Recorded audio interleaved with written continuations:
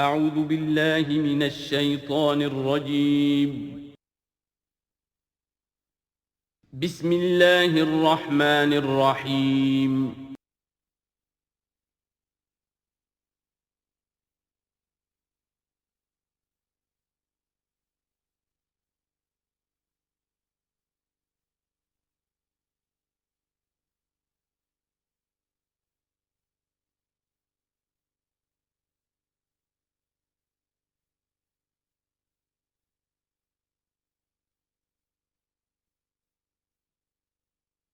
الحمد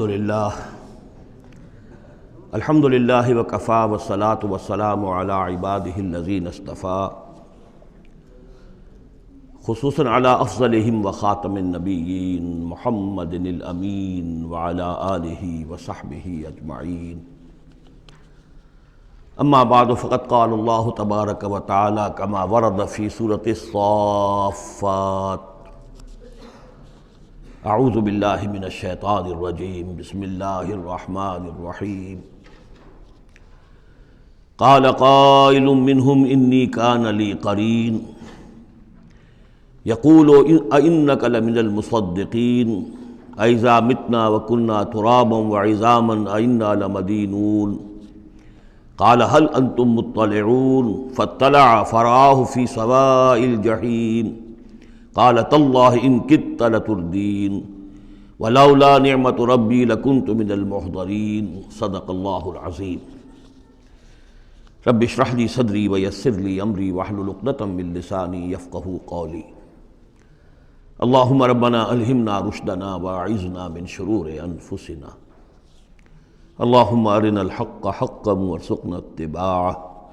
وارنا الباطل باطلا وارزقنا اجتنابہ اللہم وفقنا لما تحب وترضى اللہم ربنا آنس وحشتنا فی قبورنا وارحمنا بالقرآن العظیم اللہم اجعلہ لنا اماما ونورا وہدا ورحمہ اللہم ذکرنا منہ ما نسینا وعلمنا منہ ما جہلنا وارزقنا تلاوتہ آناء اللیل واطراف النہار واجعلہ لنا حجتا یا رب العالمین آمین۔ سورہ صافات کے دوسرے رکوع میں اہل جنت کے ایک مکالمے کا تذکرہ تھا، جس سے یہ اندازہ ہوگا کہ کس قدر سادہ مزاج متواضع وہ لوگ ہوں گے کہ جو اللہ تعالیٰ کے فضل و کرم سے جنت میں داخل ہوں گے۔ قال قائل منہم، ان میں سے ایک کہے گا کہنے والا، انی کان لی قرین، یہ اہل جنت ہیں آپس میں گفتگو کر رہے ہیں، میرا ایک ساتھی تھا، دوست تھا، یقول ائنک لمن المصدقین، مصدقین وہ مجھ سے کہا کرتا تھا کہ تمہیں کیا ہو گیا ہے، تم رسول کی تصدیق کر رہے ہو، کتنی بے تکی بات ہے، اور تم تصدیق کر رہے ہو محمد کی صلی اللہ علیہ وسلم، اذا متنا وکنا ترابا وعظاما ائنا لمدینون، کیا جب ہم مر جائیں گے اور ہم ہو جائیں گے مٹی اور ہڈیاں بھی گڑی سلی ہوں گی اور سڑی گلی ہوں گی، اور یہ کہ مٹی باقی جسم تو مٹی بن چکا ہوگا، تو کیا پھر ہمیں کوئی جزا ملے گی، بدلہ ملے گا؟ قال هل انتم مطلعون، تو کہے گا وہ کوئی کہنے والا کہ کیا تم لوگ دیکھنا چاہتے ہو، جھانک کر دیکھو گے، تمہارا وہ دوست جو تمہیں گمراہ کرنے کی کوشش کرتا تھا وہ کہاں ہے، کس حال میں ہے، دیکھنا چاہو گے؟ یعنی اہل جنت کے لیے یہ اہتمام بھی کیا جائے گا۔ فاطلع، تو وہ جھانک کر دیکھے گا، فرآہ فی سواء الجحیم، تو دیکھے گا اس کو جہنم کے، دوزخ کے گویا کہ بیچوں بیچ اس کی تہہ میں۔ قال، وہ کہے گا، تاللہ ان کدت لتردین، خدا کی قسم تم تو قریب تھے کہ مجھے بھی برباد کرتے، مجھے بھی گراتے یہاں، یعنی یہ تو اللہ کا بڑا فضل ہوا کہ میں نے تمہاری باتوں پر زیادہ دھیان نہیں دیا، اور جو بات میرے دل کو لگ گئی تھی، جو بات مجھے بھلی لگی تھی، جس کی گواہی میری قلب کی گہرائیوں سے برآمد ہوئی، میرے دل نے جس کو حق جانا میں نے اسے قبول کیا، ورنہ یہ کہ تم تو تلے ہوئے تھے کہ جس طرح تم تباہ ہوئے ہو اسی طرح مجھے بھی اس جہنم کے گڑھے میں اپنے ساتھ لے کر گرتے۔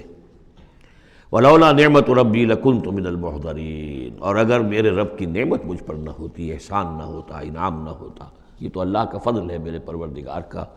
تو میں بھی ہو جاتا انہی لوگوں میں سے جو یہاں پکڑے ہوئے آئے ہیں گرفتار ہو کر اور اس جہنم کے حوالے کر دیے گئے۔ افما نحن بمیتین، اب یہ آپس میں گفتگو کر رہے ہیں جنت والے، تو کیا اب ہمیں مرنا تو نہیں ہے؟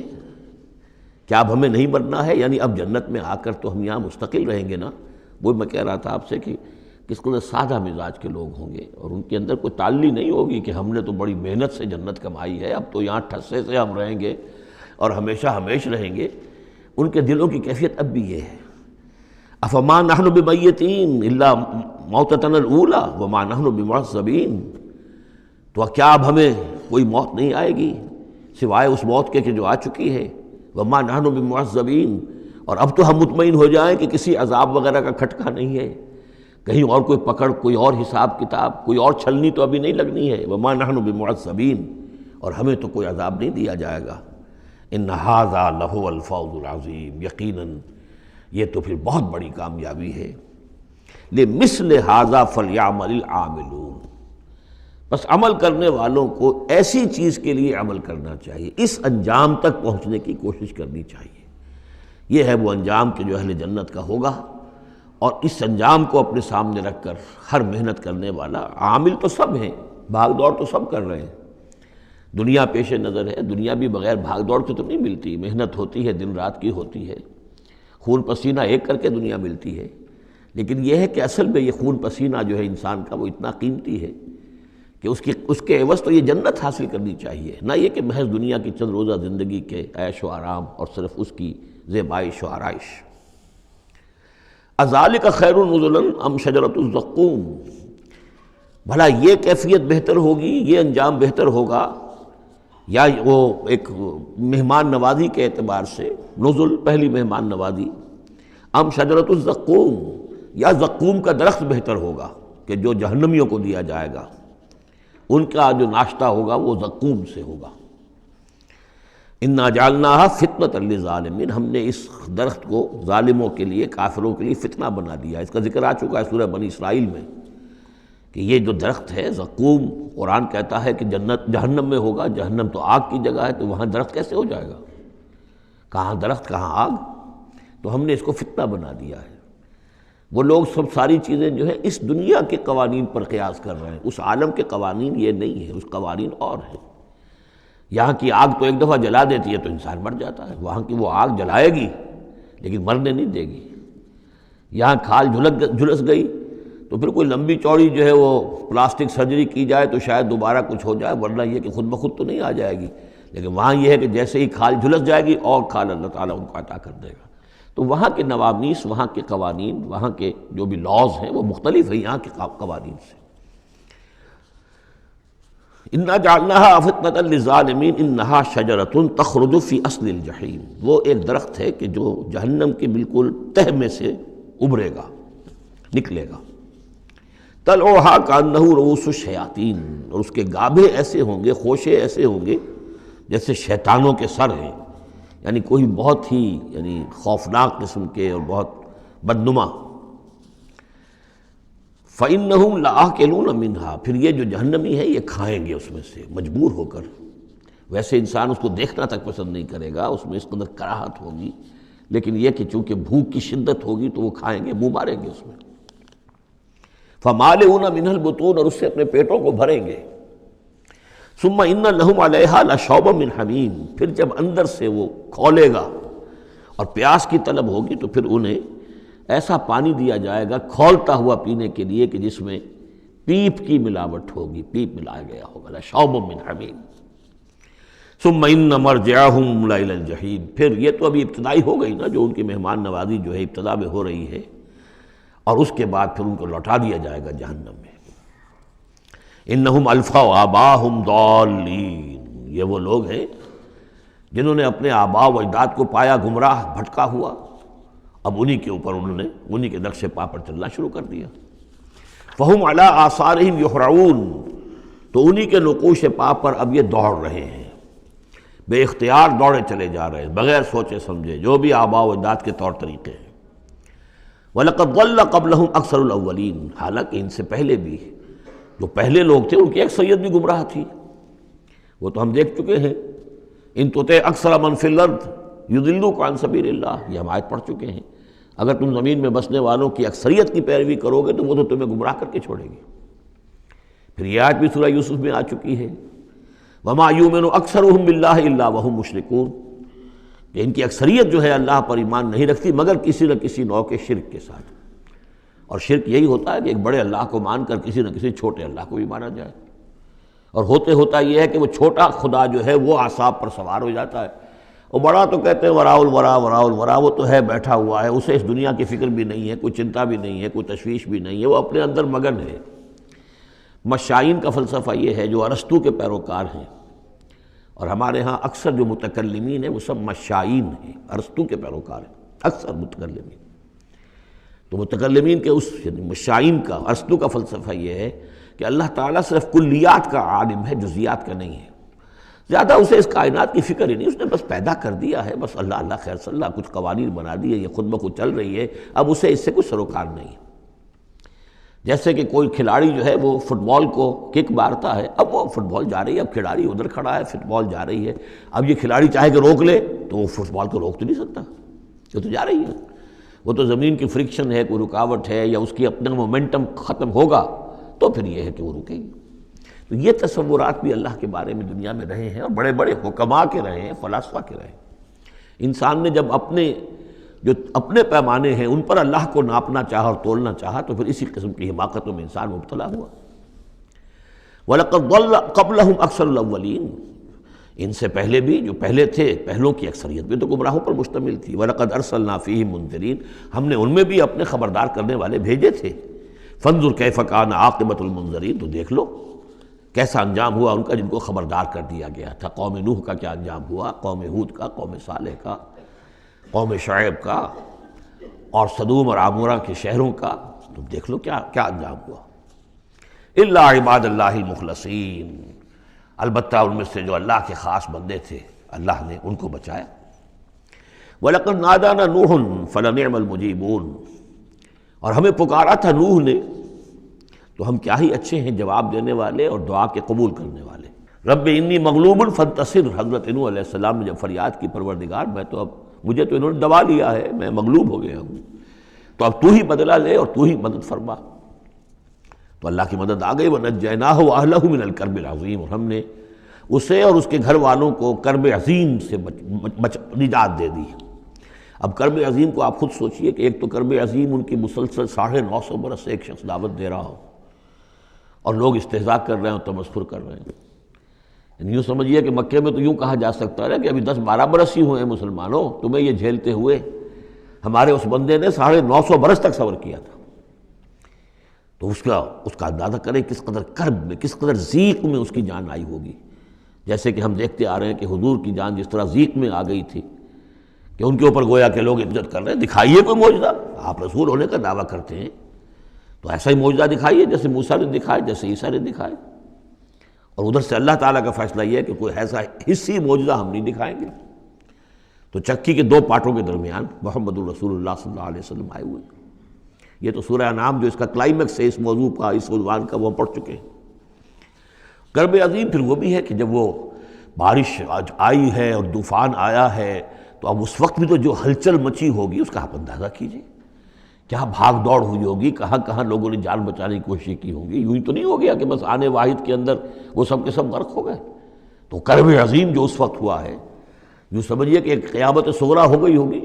یا ایھا الناس اتقوا ربکم ان زلزلۃ الساعۃ شیء عظیم، تو اس کا کچھ نہ کچھ عکس تو اس وقت ہوا ہوگا۔ تو اس کرب عظیم سے ہم نے ان کو بچا لیا۔ وجعلنا ذریتہ ھم الباقین،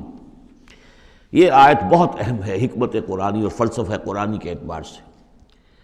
اور ہم نے بنا دیا اسی کی اولاد کو باقی رہنے والا۔ اس سے یہ ثابت ہوتا ہے، یہ ایک اسلوب حصر ہے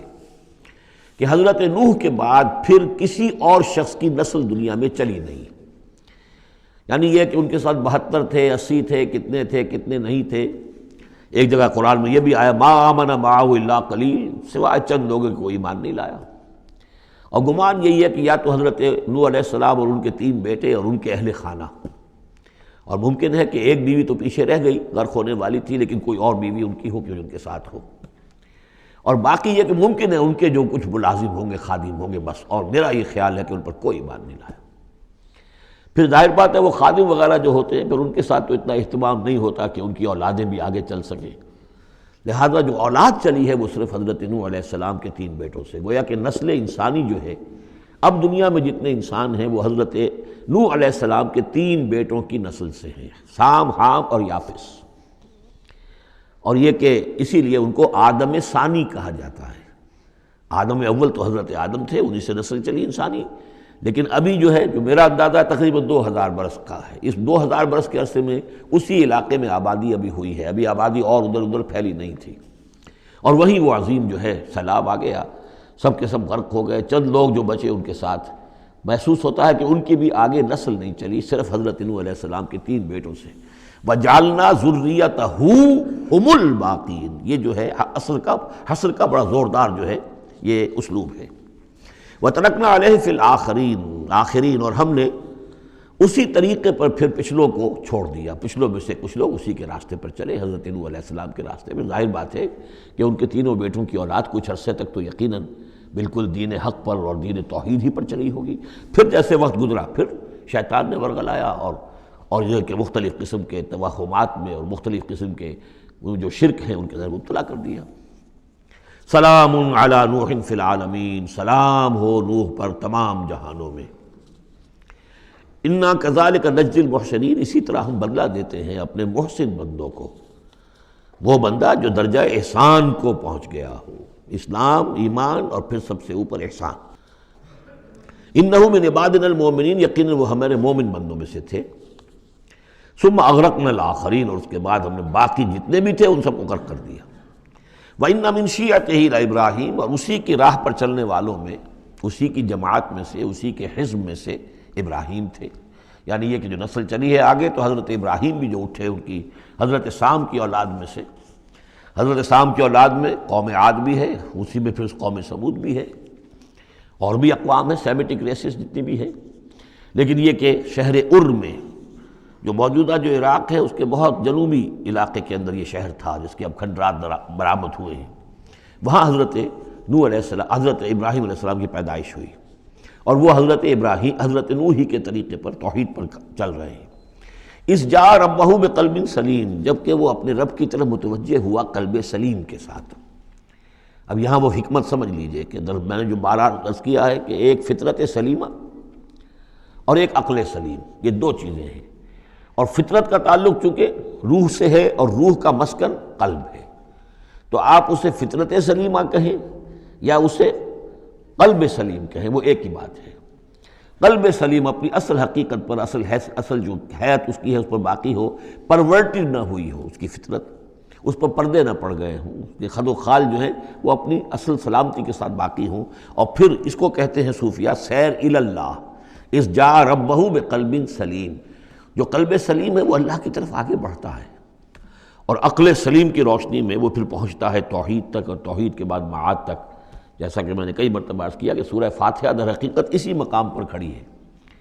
کہ ایک انسان کے جو قلب سلیم اور عقل سلیم کی رہنمائی میں توحید اور معاد تک پہنچ گیا ہے، اور اب وہ یہ بھی جان گیا ہے کہ اصل طریقہ زندگی گزارنے کا یہی ہے کہ اللہ کی بندگی کی جائے، اس ایک خدا کی بندگی کی جائے۔ اب وہ سوال کرتا ہے میں بندگی کیسے کروں؟ جیسے میں نے آپ کو بتایا مکے میں ایسے لوگ موجود تھے، حضرت سعید ابن زید جو ہیں کہ جو بہنوئی تھے حضرت عمر بن الخطاب کے رضی اللہ تعالیٰ عنہ کے جو والد تھے زید، وہ موحد تھے، اور کعبے کے پردے پکڑ پکڑ کر دعا کیا کرتے تھے کہ اللہ میں صرف تجھے پوجنا چاہتا ہوں، تیری بندگی کرنا چاہتا ہوں، لیکن نہیں جانتا کیسے کروں۔ ظاہر بات ہے اس لیے اہدنا الصراط المستقیم، یہ ہے اصل میں سورہ فاتحہ کا جو نظم ہے کہ وہاں تک تو پہنچ گئے، الحمدللہ رب العالمین الرحمن الرحیم مالک یوم الدین ایاک نعبد، یہاں تک تو انسان پہنچ گیا، لیکن اب بندگی کیسے کریں؟ ایاک نستعین اہدنا الصراط المستقیم، اس بندگی کے لیے تیری مدد چاہیے، توفیق بھی تیری ہو اور ہدایت بھی تیری جانب سے ہو، 2 چیزیں ہمیں ملیں گی تو ہم تیری بندگی کا حق ادا کر سکیں گے۔ اذ جاء ربہ بقلب سلیم، اذ قال لأبیہ وقومہ ماذا تعبدون، یاد کرو جب کہ انہوں نے کہا اپنی قوم سے اور اپنے والد سے یہ کن چیزوں کو آپ پوجتے ہیں؟ ائفکا آلہۃ دون اللہ تریدون، کیا اللہ کے سوا یہ آپ کے من گھڑت قسم کے افک ہے، یہ تو گھڑی ہوئی چیزیں ہیں جن کو کہ اللہ کے خلاف اللہ کے سوا آپ نے گھڑ لیا ہے، آپ ان کو چاہتے ہیں، وہ محبوب اور مطلوب ہو گئے۔ تریدون، اب دیکھیے یہ وہی ہے ضعف طالب و مطلوب، تم کس کا تم طالب ہو، کس مطلوب کون سا ہے تمہارا؟ یہ تمہارے مطلوب ہے۔ ائفکا آلہۃ دون اللہ تریدون فما ظنکم برب العالمین، تو تمہارا کیا گمان ہے اس ہستی کے بارے میں جو تمام جہانوں کی مالک ہے اور پروردگار ہے۔ فنظر نظرۃ فی النجوم، پھر انہوں نے ذرا ایک نگاہ ڈالی ستاروں میں، گویا کہ یہ تاثر دیا کہ یہ ستارہ شناسی کے ذریعے سے کچھ معلوم کرنا چاہ رہے ہیں، اور پھر کہا فقال انی سقیم، میں تو بیمار ہوں یا بیمار ہونے والا ہوں، میری طبیعت کچھ ٹھیک نہیں ہے، یا یہ کہ مجھے اندیشہ ہے کہ مجھے کوئی بیماری آنے والی ہے۔ اصل میں وہی جیسا کہ میں پہلے عرض کر چکا ہوں، یہ مضمون آ چکا ہے 2 مرتبہ پہلے قرآن میں، کہ بت پرستی بھی تھی وہاں اور ستارہ پرستی بھی تھی، اور کوئی ایسا ان کا سالانہ کوئی ستارہ پرستی کا جشن تھا، جیسے جنم اشٹمی کا میلہ ہوتا ہے ہندوؤں میں، کہ سب کے سب شہر سے باہر نکل کر کسی ستارے کی پرستش کیا کرتے تھے۔ تو جب وہ دن آیا ان کا تو سب کے سب چلے گئے۔ حضرت ابراہیم نے کہا میری طبیعت ٹھیک نہیں ہے، میں آپ لوگوں کے ساتھ نہیں جا سکتا، اور پیچھے رک گئے۔ فنظر نظرۃ فی النجوم، انہوں نے ذرا ستاروں میں نگاہ دوڑائی اور کہا قال انی سقیم، میری طبیعت ٹھیک نہیں ہے، یا میری طبیعت جو ہے خراب ہونے والی ہے۔ فتولوا عنہ مدبرین، تو وہ اسے چھوڑ کر وہ چلے گئے، پیٹھ موڑ کر چلے گئے، اور جا کر انہوں نے وہ اپنے جو بھی جشن تھا، جو بھی پوجا پاٹ تھی وہ کی۔ فراغ الی آلہتہم، پھر جا گھسا وہ ان کے معبودوں میں۔ فقال الا تاکلون، اب وہاں ظاہر بات ہے حلوہ مانڈا رکھا ہوگا، بتوں کے سامنے چڑھاوے چڑھے ہوئے ہوں گے، تو حضرت ابراہیم پوچھتے ہیں کیا ہو گیا آپ حضرات کو، کھاتے کیوں نہیں، تناول کیوں نہیں فرماتے؟ یہ جو کچھ آپ کے پوجنے والوں نے لا کر نذرانہ رکھا ہوا ہے یہاں پر، الا تاکلون، کھاتے کیوں نہیں کھاتے آپ؟ فراغ علیہم ضربا بالیمین ما لکم لا تنطقون، اور کیا بات ہے بات بھی نہیں کرتے، جواب بھی نہیں دیتے۔ فراغ علیہم ضربا، پھر ایک ضرب کے ساتھ پل پڑا ان پر، ایک ضرب کے ساتھ اپنے داہنے ہاتھ سے پوری قوت سے۔ فاقبلوا الیہ یزفون، باقی تفاصیل کو قرآن درمیان میں چھوڑ جاتا ہے۔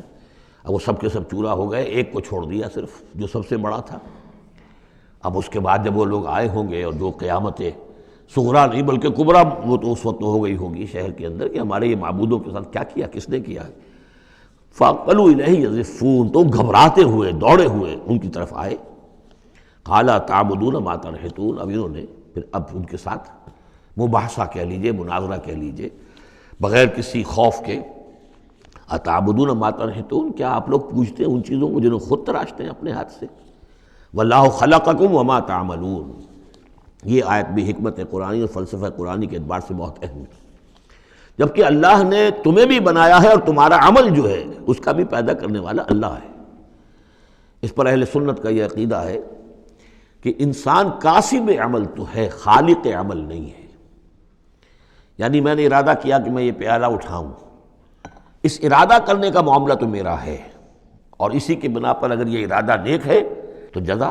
اور غلط ہے تو سزا۔ باقی یہ اٹھا سکنا اس کا، یہ میرے بس کا روگ نہیں ہے جب تک کہ اذن رب نہ ہو،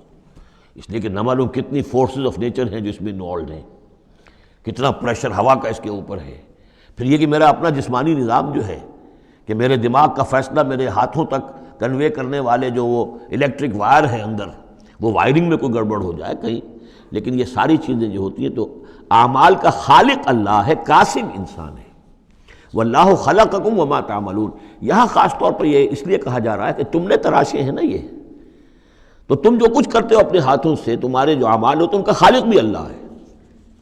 قالوا ابنوا له بنیانا فالقوه فی الجحیم، انہوں نے کہا اس کے لیے ذرا ایک بڑا الاؤ بناؤ، بڑی عمارت تعمیر کرو، اور پھر اس کو ایک جہنم کے اندر جھونک دو، آگ کے اندر ڈال دو۔ فارادوا به کیدا فجعلناهم الاسفلین، تو انہوں نے اس کے ساتھ اس پر ایک داؤ آزمایا تھا، لیکن ہم نے انہی کو کر دیا نیچے، یعنی وہ شکست خوردہ۔ یہ میں اس کی وضاحت کر چکا ہوں پہلے کہ داؤ کون سا تھا۔ یہ داؤ یہ تھا کہ انہیں توقع یہ تھی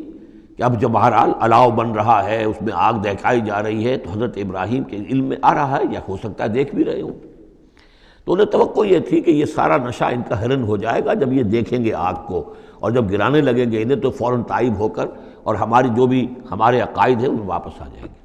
اس لیے کہ یہ آسان کام نہیں ہے۔ یہ ان کی چال تھی کہ یہ آ کر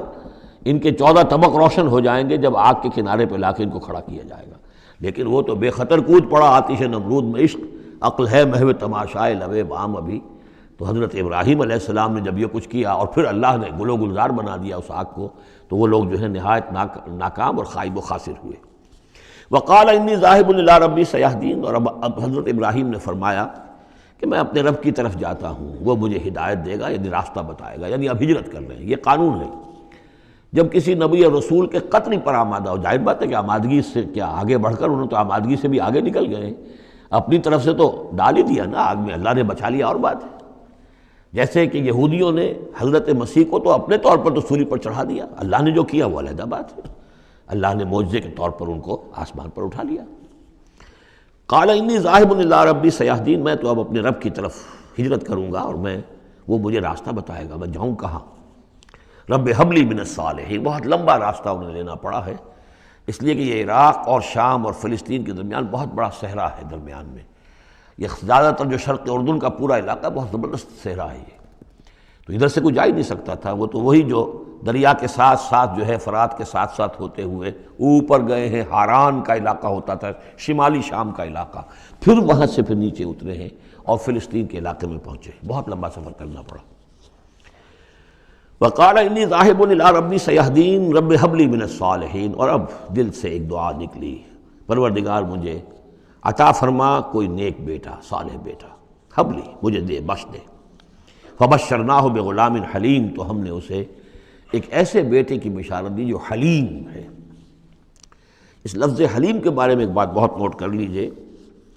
یہ قرآن مجید میں صرف اللہ کے لیے آیا ہے یا صرف دو اشخاص کے لیے،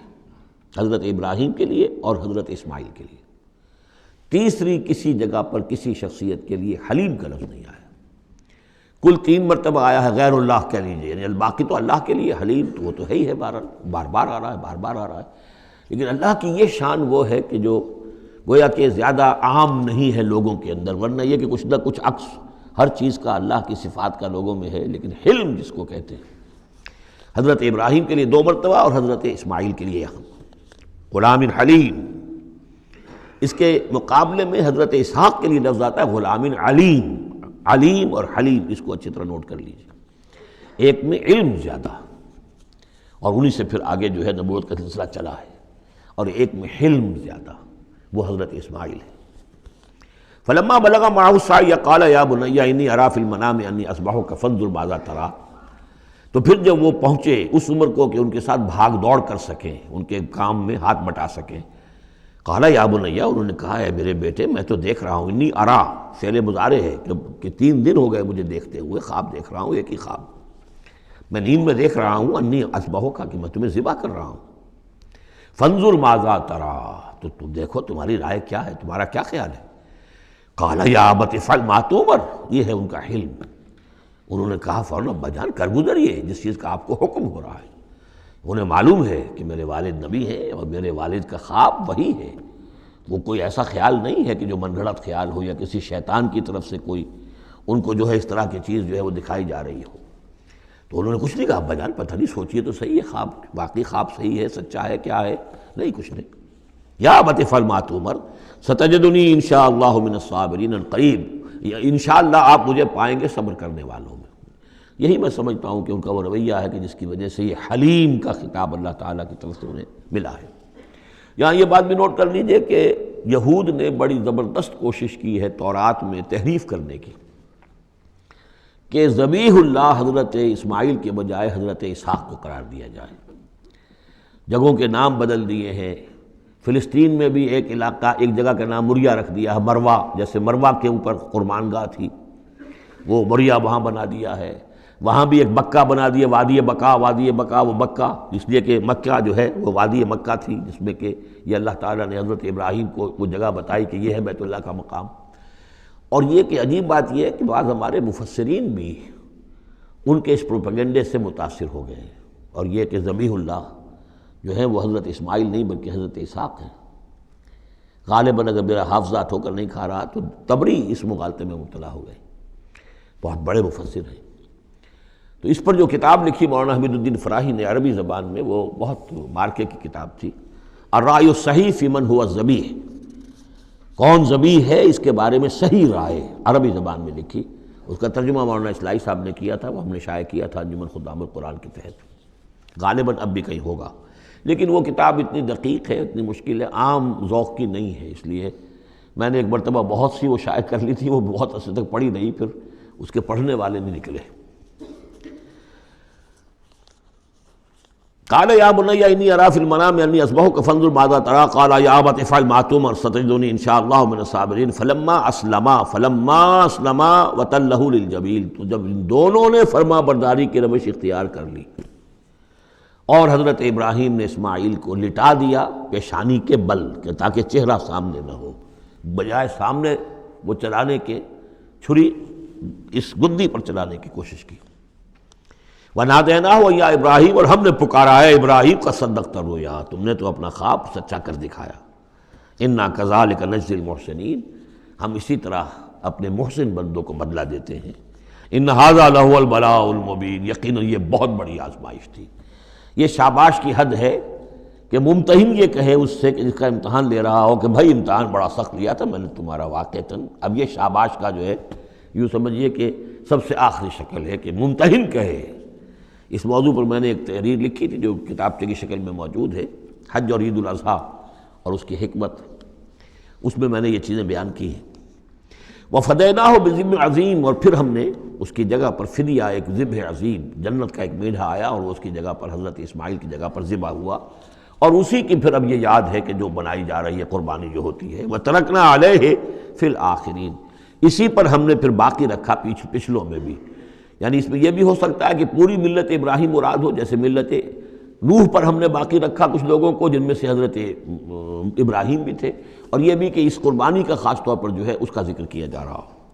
سلام علی ابراہیم، سلام ابراہیم پر، کذالک نجزی المحسنین، اسی طرح ہم بدلہ دیتے ہیں اپنے محسن بندوں کو، انہ من عبادنا المؤمنین، یقیناً وہ ہمارے مومن بندوں میں سے تھے۔ وبشرناہ باسحاق نبیا من الصالحین، اور ہم نے بشارت دی انہیں اسحاق کی کہ جو انبیاء ہی میں کے زمرے میں سے ایک نبی ہوں گے۔ وبارکنا علیہ وعلی اسحاق، اور ہم نے اپنی برکتیں نازل فرمائی ان پر بھی اور اسحاق پر بھی علیہم الصلاۃ والسلام۔ ومن ذریتہما محسن وظالم لنفسہ مبین، اور ان کی اولاد میں سے، نسل میں سے بہت نیکوکار بھی نکلے، بہت محسن بھی نکلے، لیکن یہ کہ ظالم لنفسہ مبین، صاف صاف اپنے نفس پر ظلم کرنے والے بھی نکلے، ہر طرح کے لوگ نکلے۔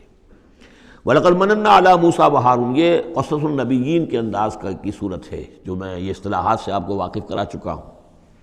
وَلَقَدْ مَنَنَّا عَلَىٰ مُوسَىٰ وَهَارُونَ، اور اسی طرح ہم نے موسیٰ اور ہارون پر بھی احسان فرمایا۔ وَنَجَّيْنَاهُمَا وَقَوْمَهُمَا مِنَ الْكَرْبِ الْعَظِيمِ، اور ہم نے انہیں دونوں کو اور ان کی قوم کو کرب عظیم، اس بڑی کرب سے اور بڑے غم اور اردو سے نجات دلائی، نجات دی۔ وَنَصَرْنَاهُمْ فَكَانُوا هُمُ الْغَالِبِينَ، اور ہم نے ان کی مدد کی پھر وہی غالب ہوئے، یعنی ان کے سامنے ان کا دشمن جو ہے غرق ہوا۔ وَآتَيْنَاهُمُ الْكِتَابَ الْمُسْتَبِينَ، اور ہم نے ان دونوں کو وہ کتاب دی یعنی تورات کے جو بہت ہی واضح ہے، ہر چیز کو واضح کرنے والی۔ وَهَدَيْنَاهُمَ الصِّرَاطَ الْمُسْتَقِيمَ، اور ہم نے دونوں کو راستہ دکھایا، سیدھا راستہ، صراط مستقیم کی ہدایت دی۔ وَتَرَكْنَا عَلَيْهِمَا فِي الْآخِرِينَ، اور اسی پر ہم نے باقی رکھا انہی کی ملت پر پچھلوں میں بھی۔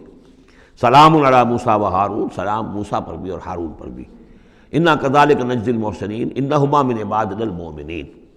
وان الیاس لمن المرسلین، اور یقیناً الیاس بھی ہمارے رسولوں میں سے تھے، یہ حضرت ہارون کی نسل میں سے تھے۔ اور بال بک ایک شہر ہے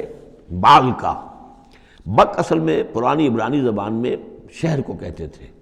بکہ، تو یہ بکہ جو تھا یہ بک، تو بال بک، بک کا شہر، تو یہ تو یوں سمجھیے کہ اللہ کا گھر، اللہ کا شہر،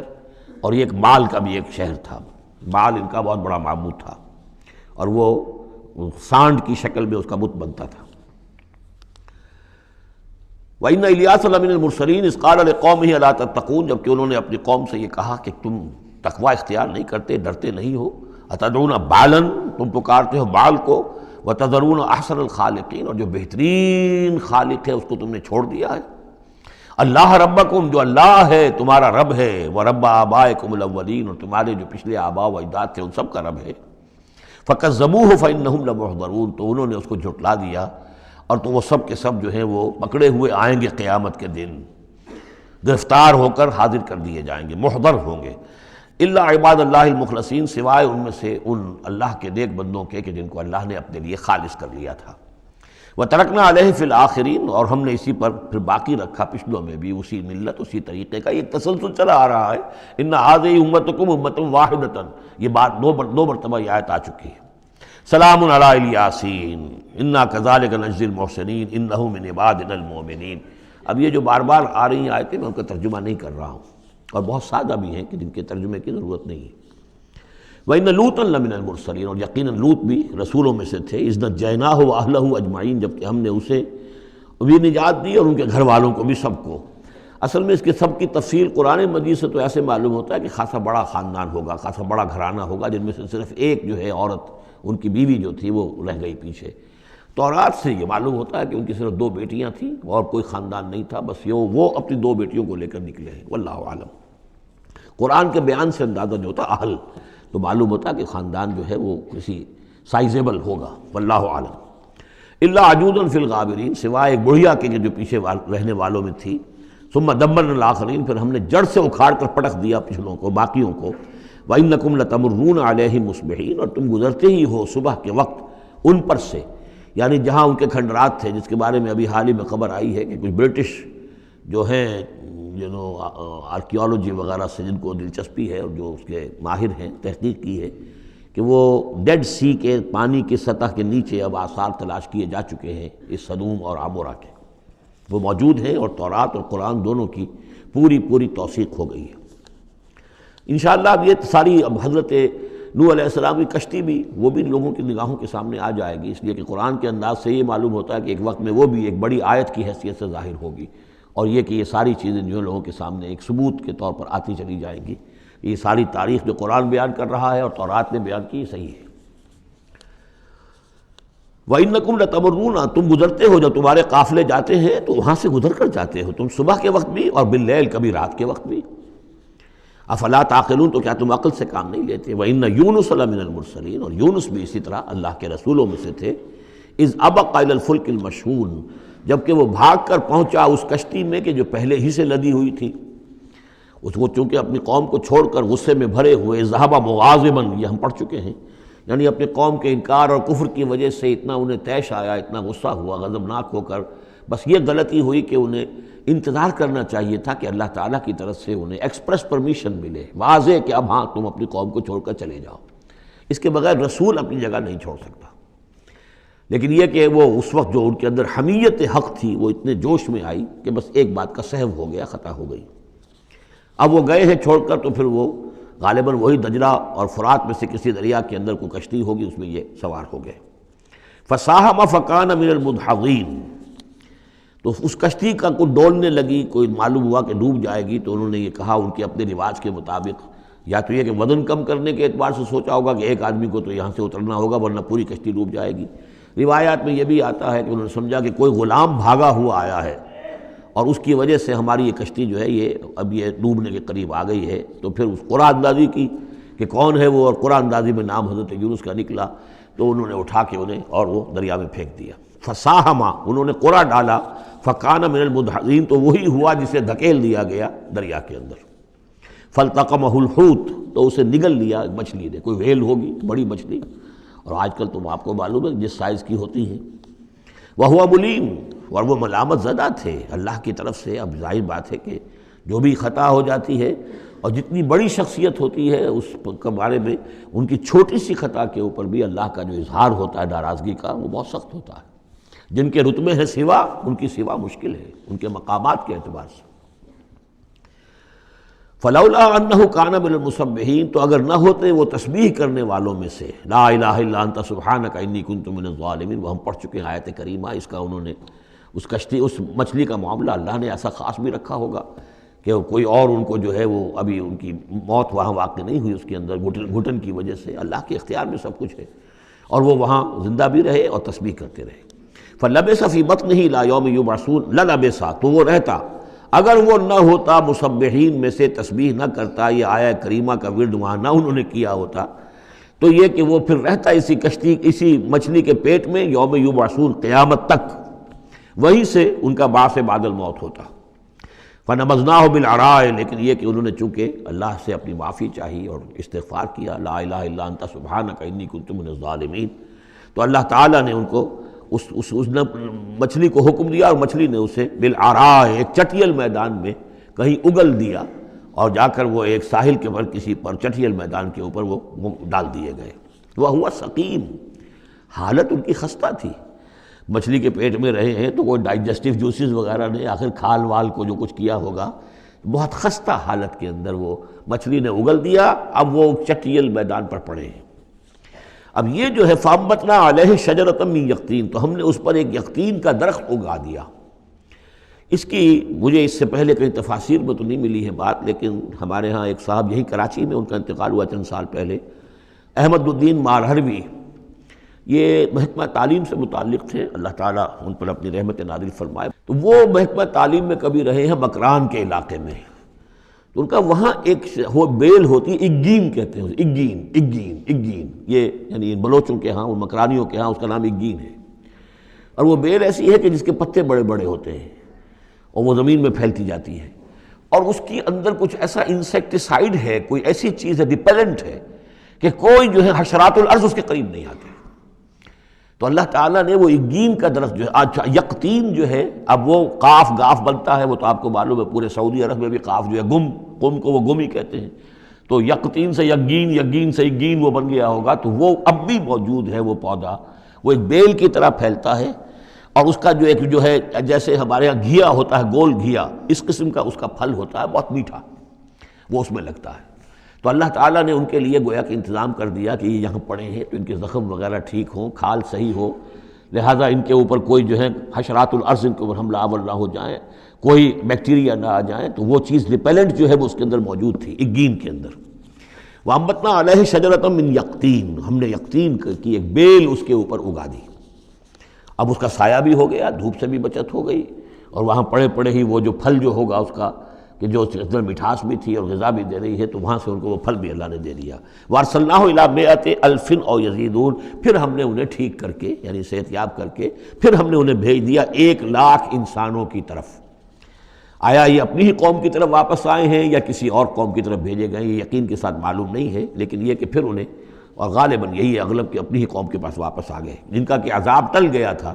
حالانکہ عذاب کے آثار شروع ہو چکے تھے، لیکن سورہ یونس میں ہم پڑھ چکے ہیں، ایک ہی یہ واقعہ ہوا ہے تاریخ میں کہ عذاب کے آثار شروع ہونے کے بعد کوئی قوم توبہ کرے اور اس کی توبہ قبول ہو جائے، اور یہ کہ عذاب الہی ٹل جائے۔ فَأَرْسَلْنَاهُ إِلَىٰ مِائَةِ أَلْفٍ أَوْ يَزِيدُونَ، تو ہم نے 1,00,000 کے آدمی اور ان سے بھی کچھ زیادہ کی طرف انہیں بھیجا۔ فَآمَنُوا فَمَتَّعْنَاهُمْ إِلَىٰ حِینٍ، تو وہ ایمان لے آئے اور ہم نے پھر انہیں دنیا کا سامان متاع دنیاوی عطا کیا ایک خاص وقت تک کے لیے، یعنی یہ فریش لیز آف ایگزسٹنس، ایک نئی ان کو مہلت دے دی بقا کی۔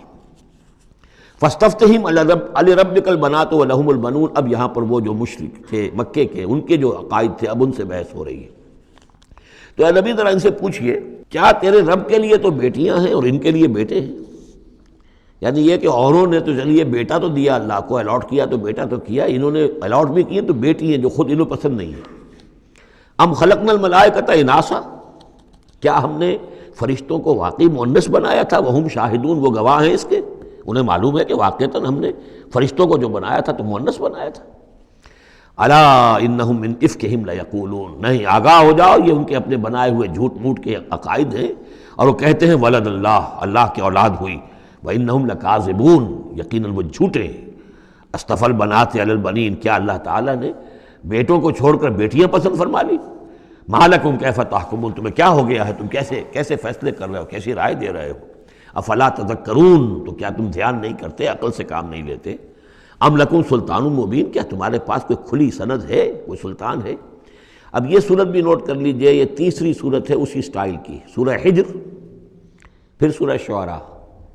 پھر یہ سورہ صافات، وہی انداز، چھوٹی چھوٹی آیتیں، اور ردم ہے تیز، صوتی آہنگ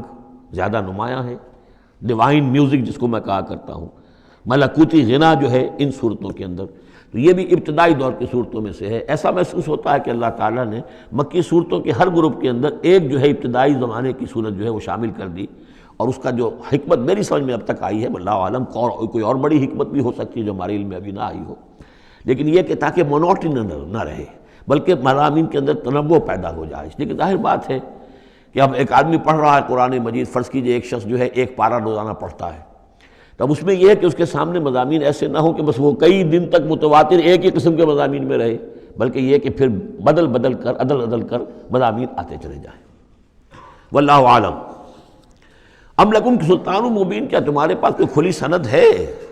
فاتو بکتابکم ان کنتم صادقین، تو لاؤ نا اپنی کوئی کتاب اگر تمہارے پاس ہے، اگر تم سچے ہو۔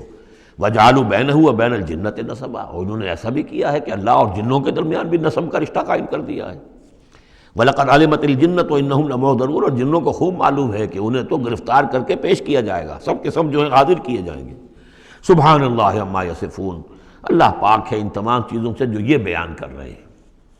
الا عباد اللہ المخلصین، سوائے اللہ کے وہ بندے، وہ جنات میں بھی ہوں گے انسانوں میں بھی ہوں گے، اللہ تعالیٰ جنہیں اپنے لیے خالص کر لیتا ہے۔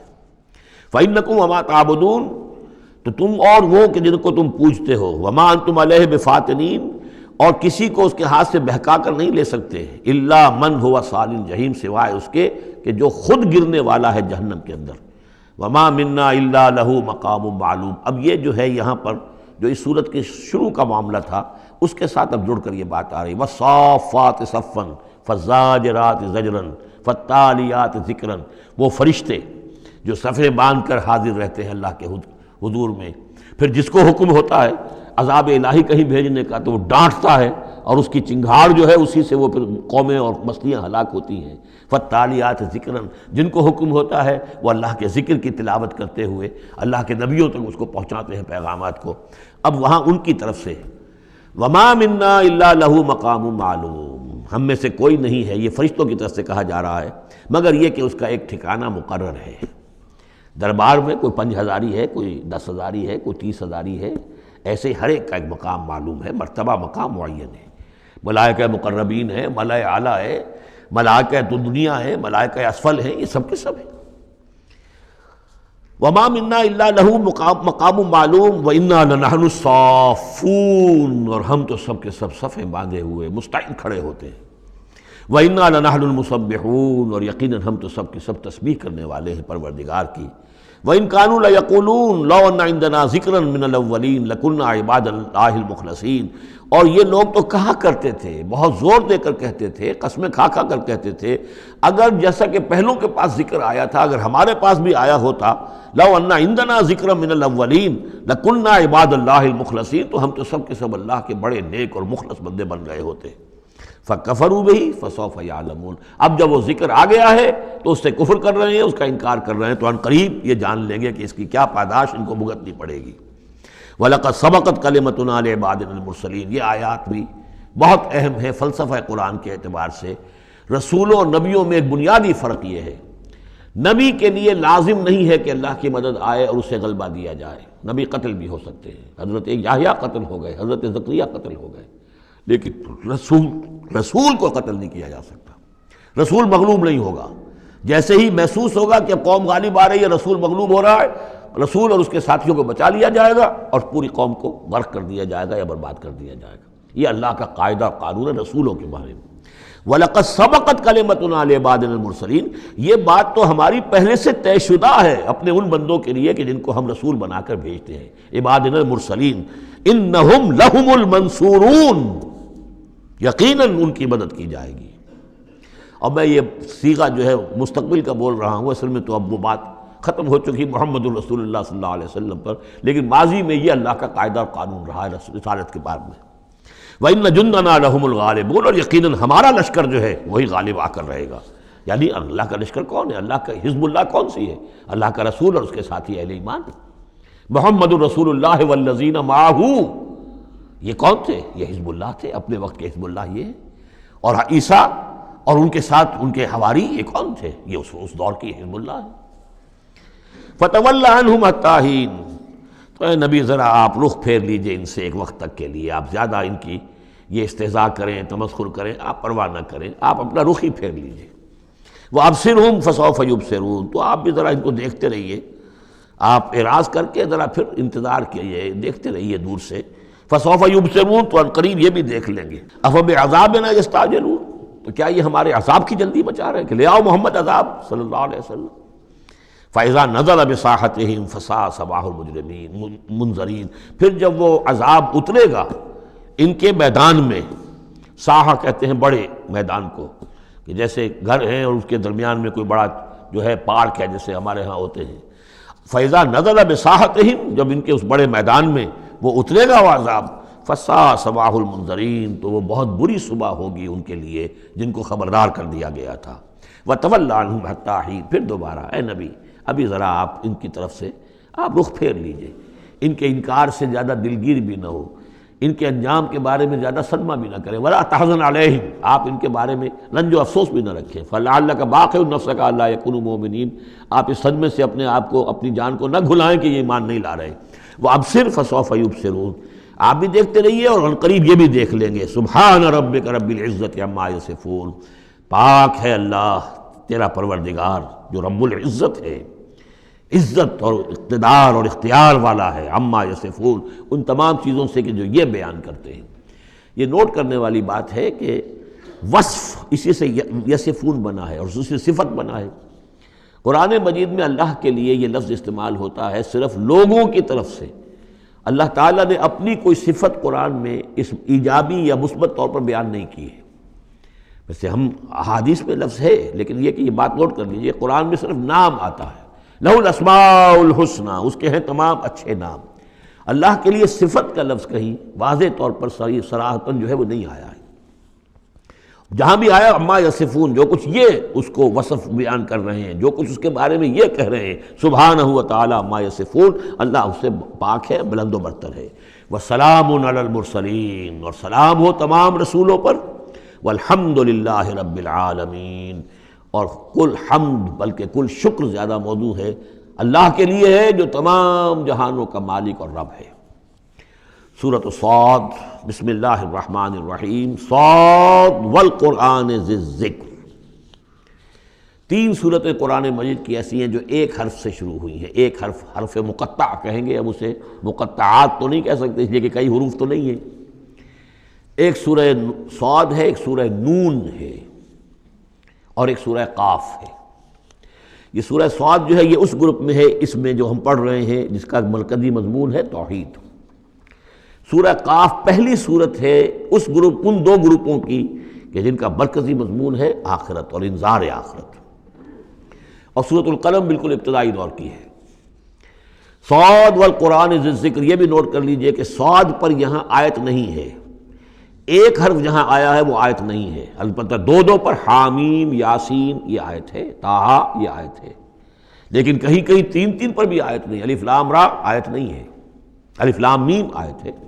تو یہ ساری چیزیں جو ہیں میں نے ابتدا میں جو تعارف قرآن پر تقریر کی تھی، یہ سب توقیفی چیزیں ہیں، یہ کسی کی اجتہاد کے نتیجے میں اور کسی گرامر کے اصول سے، کسی بیان کے اصول سے اس سے کوئی تعلق نہیں۔ توقیفی کا مطلب کہ حضور صلی اللہ علیہ وسلم کے بتانے پر موقوف ہے، جو آپ نے بتایا بس وہ ہے جو ہم مانیں گے۔ والقرآن ذی الذکر، اور قسم ہے اس قرآن کی جو ذکر والا ہے۔ اب ہم وہ صورتیں بھی پڑھ چکے ہیں جن میں قرآن کو الذکر کہا گیا ہے، یہاں ذی الذکر کہا گیا، ذکر والا قرآن جس میں ذکر ہے اللہ کا۔ فیہ ذکرکم یہ بھی ہم پڑھ چکے ہیں، لیکن الذکر انا نحن نزلنا الذکر وانا لہ لحافظون، ہم نے ہی یہ الذکر نازل کیا ہے، دی ریمائنڈنگ، اور اس کے اندر ریمائنڈنگ ہے، یہ ریمائنڈنگ کا حامل ہے، بات ایک ہی ہے، لیکن یہ کہ اس کے بعد قسم کے بعد مقسم علیہ یہاں نہیں ہے۔ قسم کس چیز پر کھائی؟ قسم ہے اس قرآن کی جو ذکر والا ہے، مقسم علیہ کہاں ہے؟ بل الذین کفروا فی عزۃ وشقاق، یہ تو مقسم علیہ نہیں ہے۔ یہ میں آپ کو بتا چکا ہوں سورہ یاسین میں کہ جو وہاں پر آیا ہے یاسین والقرآن الحکیم انک لمن المرسلین، وہ انک لمن المرسلین، اس قسم کی تمام قسمیں جو قرآن میں آئی ہیں، اس کے بعد مقسم علیہ جو ہے وہ سمجھیے کہ وہی ہے کہ قرآن گواہ ہے اس پر، قرآن ثابت کر رہا ہے کہ اے محمد صلی اللہ علیہ وسلم آپ اللہ کے رسول ہیں۔ بل الذین کفروا فی عزۃ وشقاق، لیکن جن لوگوں نے کفر کی روش اختیار کی ہے وہ بڑی جھوٹے غرور کے اندر، جھوٹی انا ان کی ہے، اور آپ کے زدم زدہ میں اور آپ کے مقابلے میں آ کر انہوں نے موقف اختیار کر لیا ہے اپنے غرور اور زدم زدہ میں۔ کم اہلکنا من قبلہم من قرن فنادوا، کتنی ہی ہم نے قوموں کو اس سے پہلے ہلاک کیا ہے، پھر وہ لگے چیخنے چلانے جب عذاب الہی آیا، وَلَا تَحِينَ مَنَاص، حالانکہ پھر وہ وقت گزر چکا تھا کہ جس میں کوئی خلاصی ہو سکتی، یعنی جب موت آتی ہے، موت کے آثار شروع ہو جائیں تو انفرادی توبہ کا دروازہ بند، جب عذاب کے آثار شروع ہو جائیں تو پھر قوم کی توبہ کا فائدہ نہیں، ہاں سوائے قوم یونس، الا قوم یونس، واحد ایک مثال ہے۔ وَعَجِبُوا أَن جَاءَهُم مُنذِرٌ مِّنْهُمْ، اور ان کو بڑا تعجب ہے کہ ان کے پاس آیا ہے خبردار کرنے والا انہی میں سے، وَقَالَ الْكَافِرُونَ هَذَا سَاحِرٌ كَذَّابٌ، اور یہ کافر کہتے ہیں کہ یہ ساحر ہے اور کذاب ہے۔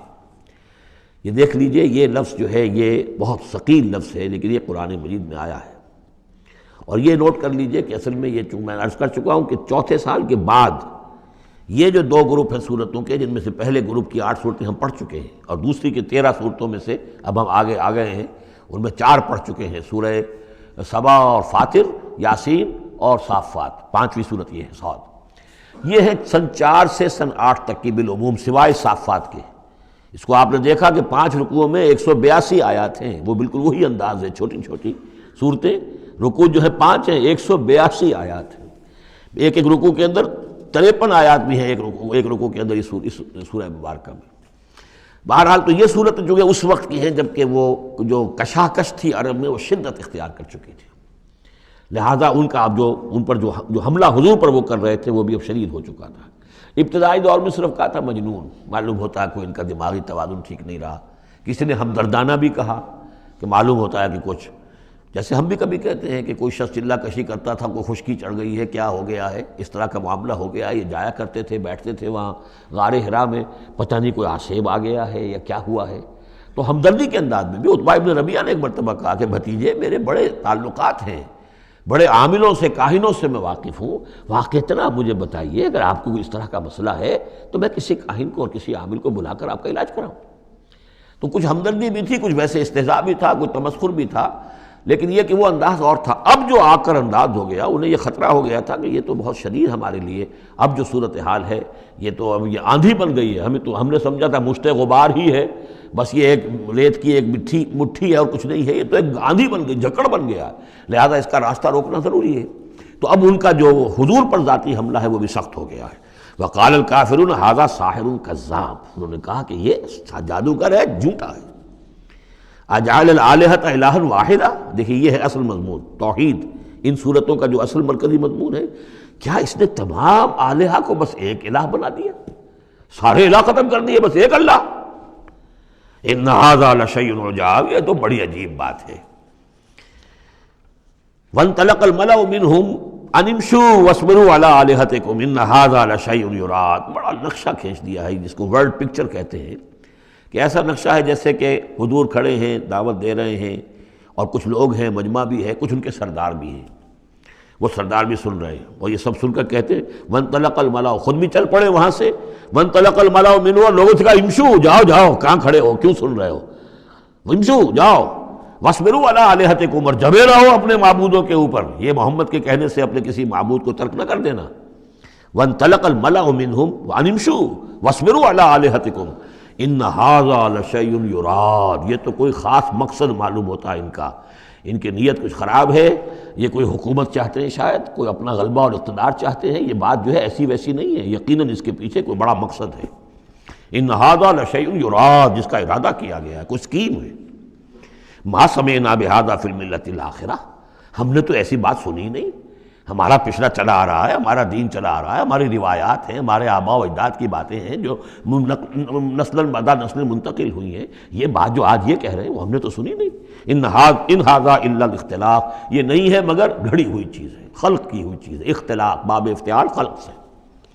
انزل علیہ ذکر من بیننا، کیا انہی پر یہ ذکر نازل ہونا تھا ہمارے مابین سے؟ کیا ہمارے اندر کوئی اور نہیں تھا؟ بڑے بڑے چودھری تھے، بڑے بڑے سردار تھے، بڑے بڑے سرمایہ دار تھے۔ انزل علیہ ذکر من بیننا بل ہم فی شک من ذکری، اصل بات یہ ہے کہ یہ میرے ذکر کے معاملے میں شک میں پڑ گئے ہیں۔ بل لما یذوقوا عذاب، بس اب تو جب ابھی انہوں نے چونکہ چکھی نہیں ہے میری کوئی مار، اس لیے انہیں شک ہے۔ ام عندہ خزائن رحمت ربک العزیز الوہاب، کیا ان کے اختیار میں ہے تیرے رب کے خزانے؟ اللہ جو العزیز ہے، وہاب ہے، دینے والا ہے، کیا ان کا اختیار تھا کہ وہ ان سے پوچھ کر دیتا کہ رسالت کس کو دوں، نبی کس کو بناؤں؟ کیا ان کے پاس اس کا اختیار ہے؟ ام عندہم خزائن رحمت ربک العزیز الوہاب ام لہم ملک السماوات والارض وما بینہما فلیرتقوا فی الاسباب، تو کیا ان کے پاس ہے بادشاہی آسمانوں اور زمین کی، اور جو ان کے دونوں کے مابین ہے ان سب کی، فلیرتقوا فی الاسباب، تو چاہیے کہ پھر رسیاں تان کر آسمان پر چڑھیں۔ جند ما ہنالک محذوب من الاحزاب، تو جیسے پہلی بہت سی قومیں ہلاک ہوئی ہیں، ایک یہ قوم بھی معلوم ہوتا ہے کہ اب اپنی ہلاکت کو دعوت دینے پر تل گئی ہے۔ بارک اللہ لی ولکم فی القرآن العظیم ونفعنی وإیاکم بالآیات والذکر الحکیم۔